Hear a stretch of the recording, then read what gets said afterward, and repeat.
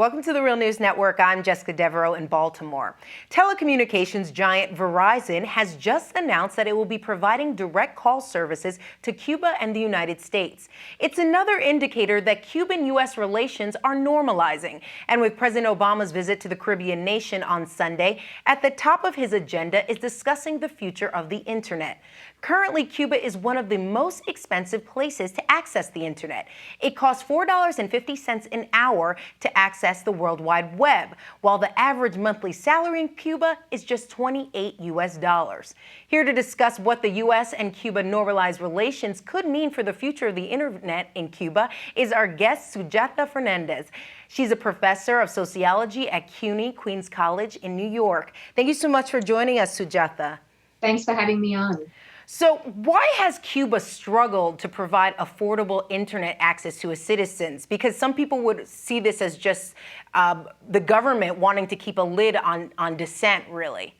So I think that is part of it, but I don't think that that's the whole story, because I think what's often ignored by the US media and by groups like Freedom House, for instance, is that there are other factors that have prevented Cuba from being able to access the Internet like other countries in the region. One of those is the embargo.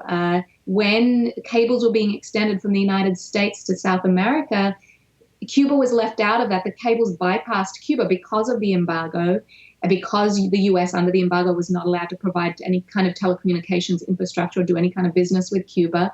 And so Cuba just missed out having a cable that would supply Internet infrastructure to its country. And so that's one of the reasons now in 1992, after the Helms-Burton bill wanted to use the Internet for democracy, so-called democracy promotion in Cuba, there were greater efforts, and Sprint actually at that point provided a satellite to Cuba, and that's where most of Cuba's Internet access came from. But it was still very little. And at that point as well, in 1992, Cuba had just recently suffered the collapse of the Soviet Union and was undergoing a tremendous economic crisis and just didn't have the money to be able to invest in its Internet infrastructure. So for a variety of reasons, not only to do with the government wanting to clamp down on freedom of expression as it's often presented, but due to the embargo itself, due to lack of funds and resources, it has been some time that Cubans have not had the ability to access the Internet easily. Now, in 2011, the Venezuela provided a cable, a fiber optic cable going all the way from Venezuela to Santiago de Cuba in the east of Cuba. And that is where Cuba now gets most of its Internet connectivity from. And as a result of that, they have been able to, for the first time, offer to the public Internet service, as what you just mentioned, the $4.50 an hour Internet cards or Internet cafes, as well as $2 an hour Internet hotspots. And despite the fact that for the average Cuban, this is incredibly expensive, these services are still getting used a lot, which shows how much Cubans really want to have the Internet. Yeah, they really want it, and that's part of President Obama's trip. They're going to be discussing this. What do you think the U.S. government is likely to propose in order to sort of fill this need? Well, they've already done quite a few things. They have, for instance, the New York Times has put out an editorial last November saying that now that Obama has sort of, reached out and offered to help to rebuild Cuba's telecommunications structure, there are really no barriers in place. And they said that we think Google should be invited by the Cuban government to completely remake Cuba's infrastructure. This was also in January of this year. There was a visit by Daniel Sepulveda, who also from the U.S. State Department, who went and visited Cuba and was also making the same kind of argument that Cuba needs to open up, they need to let down their barriers, they need to let corporations like Google come in and remake their Internet infrastructure, and that's going to be the only way that Cuban people will have access to the Internet. All right, Sujatha, I know you're not buying that. So what are you suggesting would be an alternative?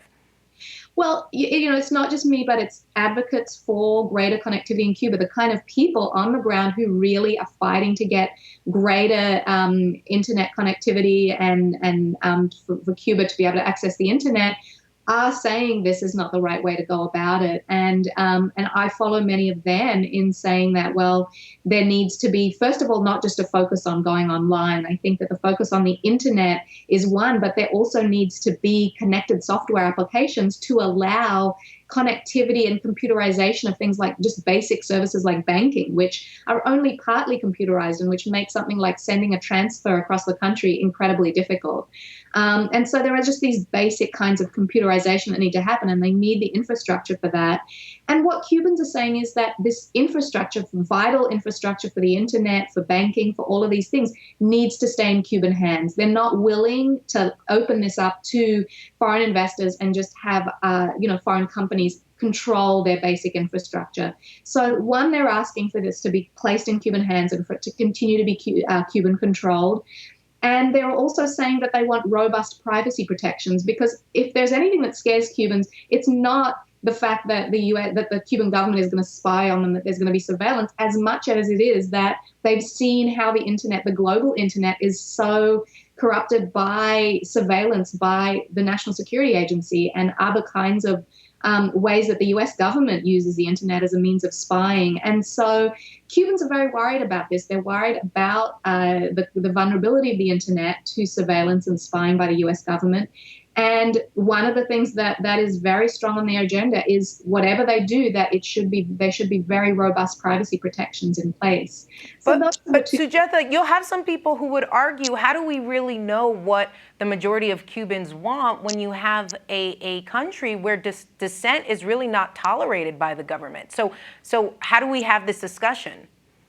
Well, I mean, I'm saying it from the point of view of the kinds of people I know who have invested many years, working with the internet in Cuba, trying to figure out what are the best parts for it, who have a great depth and wealth of knowledge about the history of the internet and have interacted a lot with the state, who are also critical of the state. I don't think any of these people believe that, that it's unproblematic, that, that the government does censor and control things like the national intranet and people's access and restrict people's access. All of that is there. But what they are saying, and I think, something that has been widely reported in Cuba is this, the way that the US uses the internet to spy on its citizens. People know that in Cuba. That's pretty much generally, a known thing. And it does make people nervous. I've heard it, and so too have the advocates within Cuba heard that this is something that, that is going to be an issue. All right, Sujatha Fernandes, thank you so much for joining us. You're welcome.